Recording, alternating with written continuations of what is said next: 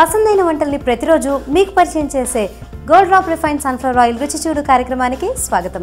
మరి ఈ రోజు మనం బోరబండలో ఉంటున్న శ్రీరామ గారి ఇంటికి వచ్చేసామండి. మరి శ్రీరామ గారు మనకి ఏం వెరైటీస్ పరిచయం చేయబోతున్నారో తెలుసుకుందాం. హలో శ్రీరామ గారు.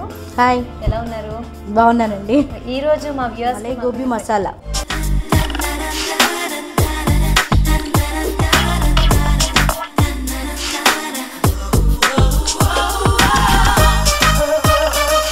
కావాల్సిన పదార్థాలు ఏంటో చూద్దామా? సరే, క్యాలీఫ్లవర్, ఫ్రెష్ క్రీమ్, ఆనియన్స్, కొత్తిమీర, పసుపు, టొమాటోస్, జీడిపప్పు, లవంగాలు, యాలకులు, దాల్చిన చెక్క, కారం, ఉప్పు, నిమ్మకాయ, ఆయిల్.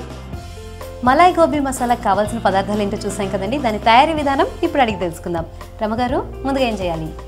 మొదలు గోబీ హాఫ్ బాయిల్ చేసుకొని పెట్టుకోవాలండి. ఓకే. తర్వాత ప్యాన్ తీసుకొని ఓకే లైట్గా వేయించుకుందాం. ఓకే, ముందుగా స్టవ్ ఆన్ చేసుకుందాము. ఓకే, ఓకే ఆయిల్ పోసుకుందాము. ఓకే, మలాయ్ గోబీ మసాలా అన్నారు కాబట్టి ఒక కర్రీ ఐటెం కదా? అవునండి. ఓకే, ఆయిల్ మరి ఎక్కువ పడుతుందా లేకపోతే నార్మల్గా వేస్తే సరిపోతుంది. ఓకే, కర్రీకి ఎంత కావాలో అంత వేస్తే సరిపోతుంది. ఇది ఆల్రెడీ మనము బాయిల్ చేసి పెట్టుకున్నాం కదా, దీన్ని ఫ్రై చేసుకుందాం కొంచెం. ఓకే, ఆయిల్ వేడెక్కిన తర్వాత ముందుగా ఉడికించుకున్న కాలీఫ్లవర్ని లైట్గా ఫ్రై చేసుకోవాలంటారా? ఫ్రై చేసుకొని పక్కకు పెట్టుకొని తర్వాత ఇంగ్రీడియంట్స్ వేసుకుందాం. ఓకే, సో ఆల్రెడీ కొంచెం బాయిల్ అయిపోయినాయి కాబట్టి మరీ ఫ్రై అవ్వడానికి ఎక్కువ టైం తీసుకో కదా? అవును. సో ఇది కూడా ఏమైనా క్వాంటిటీస్లో తీసుకోవాలంటారా? 1కి 2 అట్లా ఏమైనా, లేదంటే నార్మల్గా వేసేసుకోవడమేనా అందాజాగా? అంటే కొన్ని తీసుకోవాలి, కొన్ని అవసరం లేదు. ఇట్లా సాల్ట్, కారం ఇట్లాంటివి అయితే మనకి ఎంత కావాలో అంత వేసుకుంటే సరిపోతుంది. ఓకే, మిగిలినవంటే ఒక కప్పు లాగా అట్లా తీసుకుంటే సరిపోతుంది. ఇవైతే ఎలాచి 2, లవంగాలు ఒక 3-4 తీసుకుంటే, ఎందుకు స్పైసీగా ఉండాలంటే కొంచెం ఎక్కువ తీసుకోవాలి, తక్కువ కావాలంటే తక్కువ తీసుకోవాలి. కొంచెం సటిల్గా సోబర్గా కావాలి అనుకుంటే కనుక నార్మల్గా తీసుకోవచ్చు. స్పైసీగా తినడం ఇష్టపడే వాళ్ళు కొంచెం ఎక్కువగా యాడ్ చేసుకోవచ్చు అండి ఫ్లేవర్ కోసం. ఇది కూడా కొంచెం కలర్ మారే వరకు ఏమన్నా మనం లైట్ బ్రౌన్ కలర్ రావాలండి. ఓకే, ఆ రుచి అంతా అక్కడే ఉంది, మెయిన్ అది. ఓకే, ఇవి ఇప్పుడు తీసేసేద్దాం. తీసేసి ఇప్పుడు అన్ని మసాలా వేద్దాం. ఓకే, సో ఇదే ప్యాన్ని మళ్ళీ యూజ్ చేస్తారా మసాలా కూడా కలపడానికి? ఓకే, సో మళ్ళీ ఏమైనా ఆయిల్ పడుతుందంటారా లేకపోతే ఆయిల్ తోటే యూజ్ చేసుకోవచ్చు? కొంచెం వేయాల్సి వస్తుంది. ఓకే, సో గోబీతో ఇంకా ఏమేమి వెరైటీస్ చేస్తూ ఉంటారు? గోబీతో అంటే కర్రీ చేస్తాను, ఈ మంచూరియాస్. ఓకే, అంతే. ఇవి చట్నీస్ అవి బాగుండవు కదా, ఓకే, అందుకని అవే ఎక్కువ. ప్రొసీజర్ని ఫాలో అవుతుంటే కనుక ముందుగా ఉడికించుకొని పెట్టుకున్న ఈ కాలీఫ్లవర్ని ఆయిల్ హీట్ చేసుకున్న తర్వాత లైట్ బ్రౌన్ వచ్చేంత వరకు వేయించుకోవాలండి. ఆ తర్వాత మళ్ళీ వాటిని పక్కకి తీసేసి ఇంకొంచెం ఒక 4 టేబుల్ స్పూన్స్ ఆఫ్ ఆయిల్ని మళ్ళీ యాడ్ చేసాము. ఇందులో మనం మసాలాకు కావాల్సినవన్నీ ఇందులో వేయించుకోవాల్సి వస్తుంది. సో ఇప్పుడు నెక్స్ట్ ఏం వేస్తున్నారు? కొంచెం చిటికెట్ పసుపు వేద్దామండి ఇందులో. ఓకే, సో అంటే డైరెక్ట్గా ఆయిల్ హీట్ ఎక్కగానే మళ్ళీ ఇందులో పసుపు వేసేస్తున్నారు? కొంచెం పసుపు. ఓకే, ఇప్పుడు ఆనియన్స్, వెంటనే ఆనియన్స్ వేసేద్దాం. అంటే పసుపు ముందుగా ఎందుకు వేస్తున్నారు? కొంచెం పచ్చివాసన పోవడం కోసమేనా? ఓకే, తర్వాత సన్నగా తరుక్కున్న ఆనియన్స్ వేశారు. ఇప్పుడు టమాటో వేసేద్దాము. ఓకే, మరి సన్నగా చిన్న ముక్కలు చేసుకోక్కర్లేదు కదండి, మీడియంగా కట్ చేసుకుంటే సరిపోతుంది.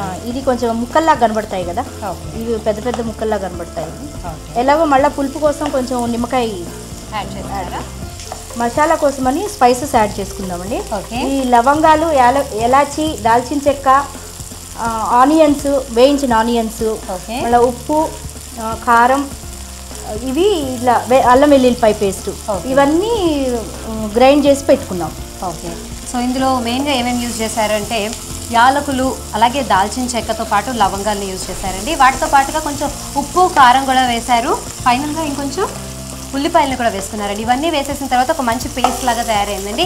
ఈ పేస్ట్ని యాజ్ ఇట్ ఈస్గా యూజ్ చేసేయడం, ఎందుకంటే మసాలా కర్రీ అన్నాం కాబట్టి ఈ స్పైసెస్ అన్ని ఇందులోనే వచ్చేస్తాయి కదా.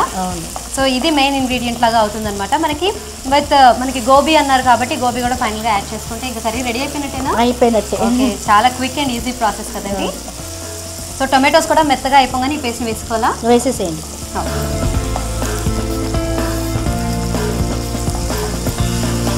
ఇది అయిపోయింది కదా, కొంచెం జీడిపప్పు వేసుకుందాం ఇందులో. ఓకే, సో కావాలంటే జీడిపప్పును డైరెక్ట్గా తీసుకోవచ్చు, లేదు అంటే కనుక నెయ్యిలో కొంచెం వేయించి కూడా వేసుకుంటే బాగుంటుంది. ఓకే, తర్వాత ఇందులో ఆల్రెడీ సాల్ట్ వేసాను, ఇంకొంచెం సాల్ట్ వేసుకుందాం. ఓకే. సో కర్రీకి సరిపడా కావాలి కాబట్టి ఇంకొంచెం, ఇందాక మసాలాకి సరిపడా మాత్రమే సాల్ట్ వేసుకున్నారండి ఆ పేస్ట్ చేసేటప్పుడు. సో ఇప్పుడు కర్రీకి మొత్తం కావాలి అనుకుంటే కనుక ఇంకొంచెం సాల్ట్ మనం యాడ్ చేసుకోవాల్సి ఉంటుంది. కొంచెం కారం కూడా వేసుకుందాం. ఓకే.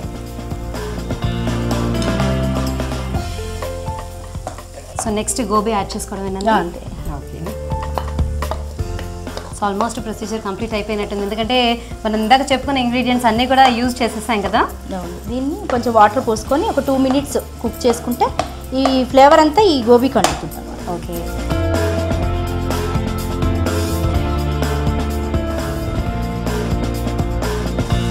కుక్ అయిందండి. ఓకే. దీన్ని ఆపేసేయండి ఇంకా. ఓకే. దీంట్లో ఇప్పుడు కొంచెం నిమ్మకాయ రసం వేద్దాం. అంటే వేడి మీద నిమ్మకాయ రసం వేస్తే కొంచెం ఆపేసాను కదా అంటారు కదా, అందుకని ఆపేసాను. ఇప్పుడు పర్వాలేదు, వేడి మీద వేసినాం కదా, కానీ అది కుక్ చేస్తుంటే ప్రాబ్లం. ఓకే. సగం చెక్క సరిపోతుంది అంటారా? ఓకే. మరీ పులుపు కావాలి అనుకునే వాళ్ళు ఒక ఫుల్ నిమ్మకాయని కూడా యూజ్ చేసుకోవచ్చు కదా, క్వాంటిటీని బట్టి కూడా యాడ్ చేసుకోవచ్చు. ఓకే. సర్వింగ్ ప్లేట్ దీంట్లో తీసుకొని మలై తోటి సర్వ్ చేసుకో. ఓకే.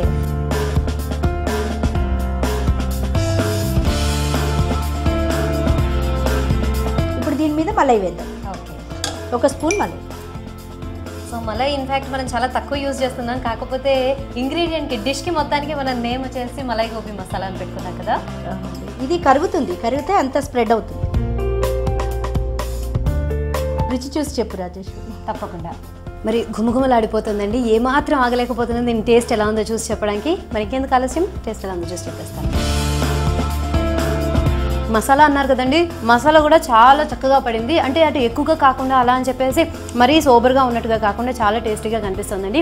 మనకి ఇందాక కాలీఫ్లవర్ని కూడా పెద్దగా తరుకున్నాం కాబట్టి హాఫ్ బాయిల్ చేసుకున్నాం కదా, లైట్గా ఫ్రై కూడా చేయడం వల్ల ఏంటంటే అన్ని టేస్ట్ మనకి ఇందులో చాలా చక్కగా మిక్స్ అయినట్టుగా తెలుస్తుందండి. పైన గార్నిషింగ్కి యూజ్ చేసిన కొత్తిమీర కానీ, ఇంతకు ముందర మనం యాడ్ చేసుకున్న ఈ కాజు కానీ, ప్రతి ఒక్క దాని టేస్ట్ విడివిడిగా చాలా చక్కగా తెలుస్తుందండి. చాలా టేస్టీగా ఉంది.